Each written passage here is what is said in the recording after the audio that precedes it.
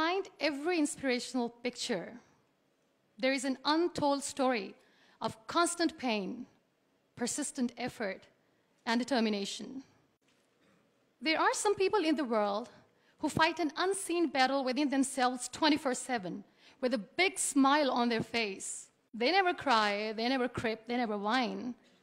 I call such people warriors because these people know the art of living life, and they're way better than those people who just exist in the world. 6.5 years back, I met a car accident. I was traveling from Balochistan to my hometown, Rahimia Khan. The driver slept, and the car fell in the ditch. As a result of that incident, I sustained multiple injuries. The list is a bit long, don't get scared. Radius ulna of right arm were fractured. Shoulder bone and collarbone were fractured. Lungs and liver were badly injured.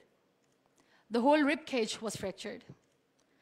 But the injury that changed my life and my personality completely was the spinal cord injury.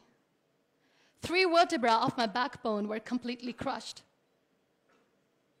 It took us an hour or so to find an ambulance in Balochistan. All the effort went in vain because we couldn't find an ambulance. So I was thrown in the back of a Potohar Jeep, and I was rushed to the nearby hospital. In that Jeep, I realized that half of the body was fractured and half was paralyzed. We were rushed to the nearby hospital. There we came to know there was no first aid. I was kicked out.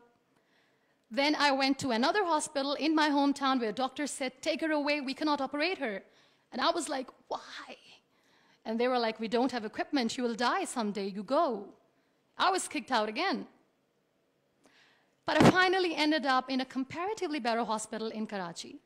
Luckily, I wasn't kicked out. Probably that's why I'm alive. So I stayed in that hospital for 2.5 months. I underwent 3 major, 2 minor surgeries. The doctors have put a lot of metal in my arm, a lot of metal in my backbone. So I feel more like an iron lady now. But those 2.5 months that I spent in the hospital were dreadful. I was in severe pain, both physically and psychologically. Many people left. Very close ones. The ones who were supposed to stay with me were the ones who left me when I needed them the most. I was devastated. Life was completely pointless, aimless, colorless. I was tired of wearing the white scrubs, looking at the white walls, doing nothing, sitting idle. I really didn't want to live.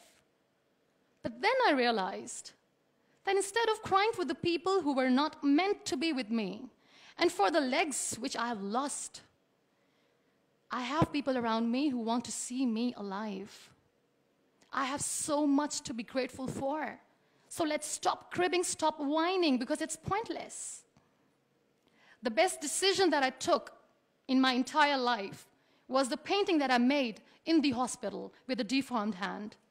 That's how I added colors in my colorless life. That's how this adversity helped me in exploring an artist in me. That's how this art kept me alive through this whole journey. Then I was moved to Islamabad. I stayed in my room on the bed, confined for 2 years, because I developed multiple pressure ulcers and a variety of infections and allergies.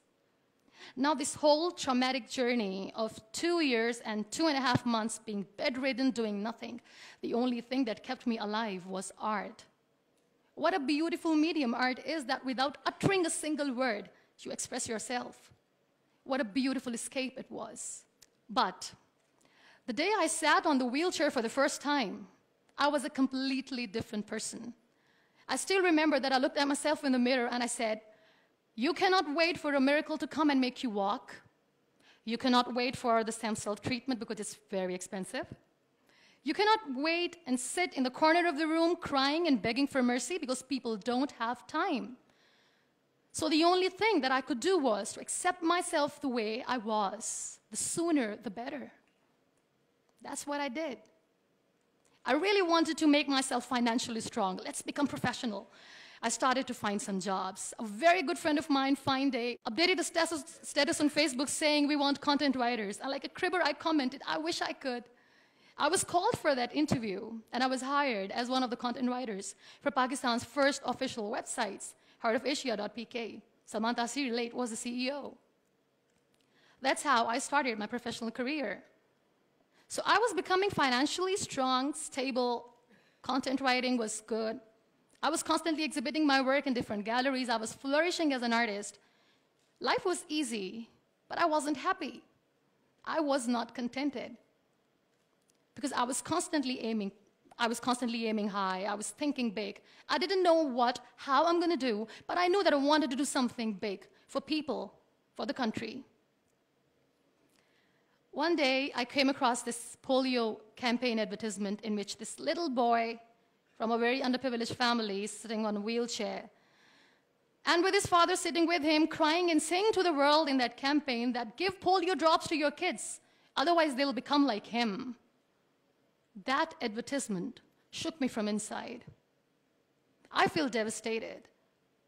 The way that boy was objectified as an emblem of grief, misery, mercy, lifelessness, nothingness. Such a wrong picture which was being portrayed in media about the persons with disabilities. That's what we are called. That was the day when I decided that I have to change the perception of the people about being on wheelchair. Because being on wheelchair, you can still face the world with a big smile on your face, and you can tell the world that you're happy the way you are. No one has right to objectify us as an emblem of misery or mercy. We are human beings. We breathe. We have souls. We are alive. We feel.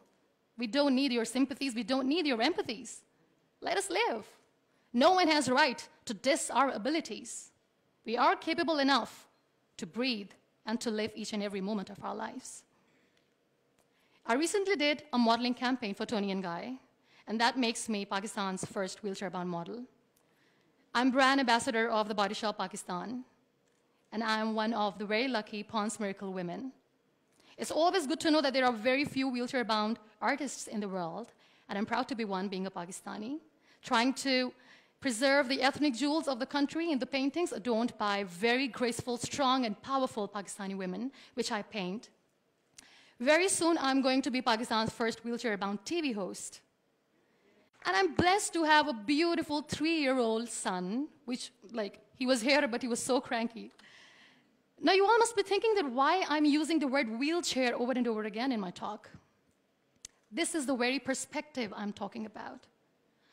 This wheelchair is not my weakness. This wheelchair is not an adversity. This is my strength because the kind of attention that I get when I go anywhere is priceless. Everyone loves to be in the limelight. I have started enjoying to be in the limelight too. This is the very perspective I'm talking about. This wheelchair has given me an opportunity to explore what I had in me, and I never knew it. I feel really sorry for some people who play this blame game. They say they feel caged.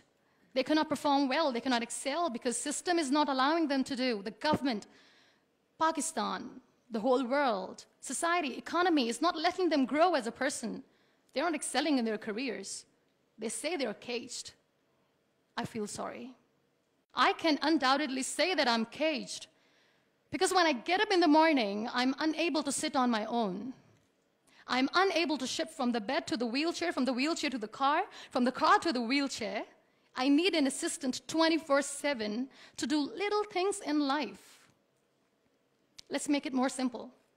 When I feel thirsty at midnight, and when I forget, which I always do, when I forget to keep my water bottle on my nightstand, and when I don't see anyone around to help me, I stay thirsty for the whole night because I'm unable to get a glass of water for myself.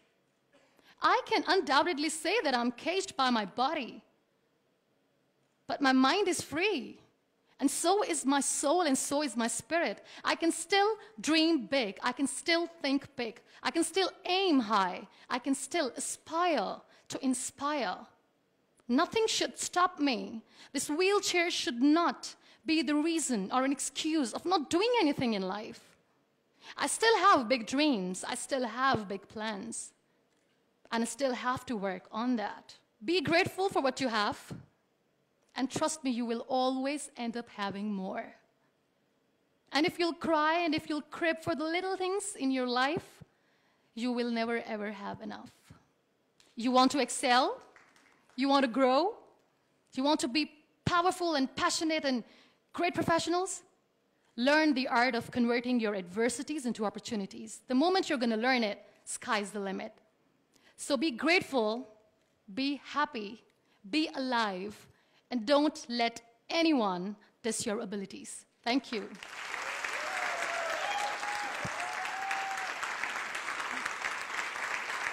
Thank you so much.